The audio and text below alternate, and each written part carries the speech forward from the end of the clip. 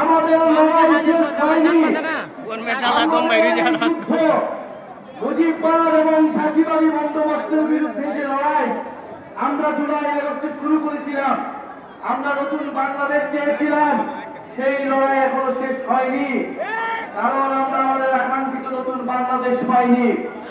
প্রিয় হবিগঞ্জবাসী, আমরা আপনাদের কাছে বলতে এসেছি, জনগণের পাশে আমাদেরকে আবারও দাঁড়াতে হবে। এলাকায় এলাকায় যে দুর্বৃত্তায়নের রাজনীতি আবার নতুন করে শুরু হচ্ছে, মুজিববাদকে পুনর্বাসিত হচ্ছে, চাঁদাবাজ দখলদারিত্বের রাজনীতি ফিরে আসতেছে, আমাদেরকে সেই রাজনীতি ঠেকিয়ে দিতে হবে।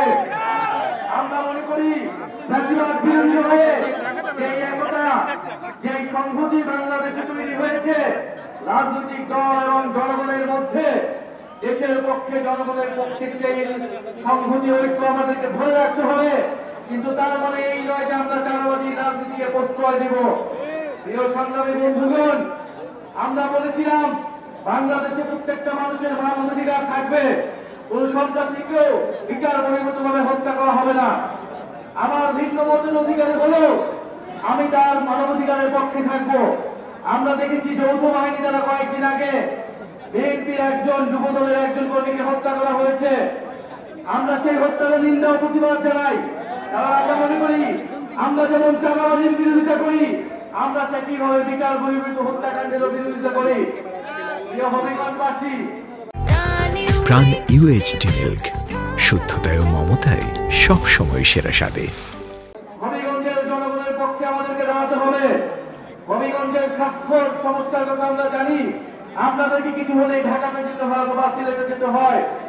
হবিগঞ্জের দূর দূরান্ত থেকে, গ্রাম থেকে মানুষ স্বাস্থ্য সেবা পায় না। হবিগঞ্জের তরুণরা কর্মসংস্থান পায় না।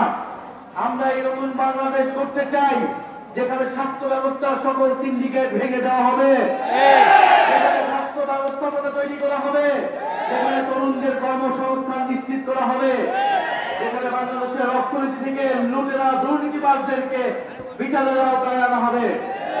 এই সংগ্রামী হবিগঞ্জবাসী, আমাদের এই লড়াইটা কেবল বাংলাদেশ নয়, এই লড়াইটা পুরো দক্ষিণ এশিয়া ব্যাপী। আমরা দেখছি বাংলাদেশের সীমান্তে হত্যা হচ্ছে, বাংলাদেশের সীমান্তে মুসলিম, ভারতের মুসলিমদেরকে বাংলাদেশি বলে পুশিং করা হচ্ছে। আমরা তীব্র নিন্দা ও প্রতিবাদ জানাই। বাংলাদেশের প্রতি যে মুসলিম ঘৃণা ভারত রাষ্ট্র, হিন্দুত্ববাদীরা বছরের পর বছর ছড়িয়ে রয়েছে, আমাদের তার বিরুদ্ধে প্রতিরোধ গড়ে তুলতে হবে। আমরা দক্ষিণ এশিয়ায় দলিত, মুসলিম, নিপীড়িত যত নিগোষ্ঠী রয়েছে সকলের ঐক্য দরকার। এবং আমরা বলতে চাই দক্ষিণ এশিয়ার সকল দলিত, মুসলিম এবং নিপীড়িত মানুষের ঐক্য আমরা গড়ে তুলব। বাংলাদেশের মুসলিম, দলিত, নিপীড়িত হিন্দু মানুষের সংহতি আমরা গড়ে তুলব। জুলাই গণ অভ্যুত্থানে যারা অংশগ্রহণ করেছিলেন, আমাদের নারীরা, আমাদের আরেক সমাজ, আমাদের তরুণ প্রজন্ম, আপনাদের উদ্দেশ্যে বলতে চাই, জাতীয় নাগরিক পার্টি শুধু রাজনৈতিক দল নয়, এই দলের নেতৃত্ব গণ অভ্যুত্থানের নেতৃত্ব দিয়েছে। ফলে এই দল দেশের প্রতি যারা শহীদ হয়েছে, আপনারা যারা আন্দোলনে ছিলেন, সকলের প্রতি সেই দায়িত্ব আমরা অনুভব করি, দেশের প্রতি সেই দরদ আমরা অনুভব করি। আমরা সেই দায়িত্ব দরদের রাজনীতি নিয়ে বাংলাদেশ এবং হবিগঞ্জের মানুষের মর্যাদা পুনরুদ্ধার করব। আমরা প্রিয় বন্ধুগণ, আজকে আমরা অতি অল্প সময়ের জন্য আমরা আবার আসবো হবিগঞ্জে।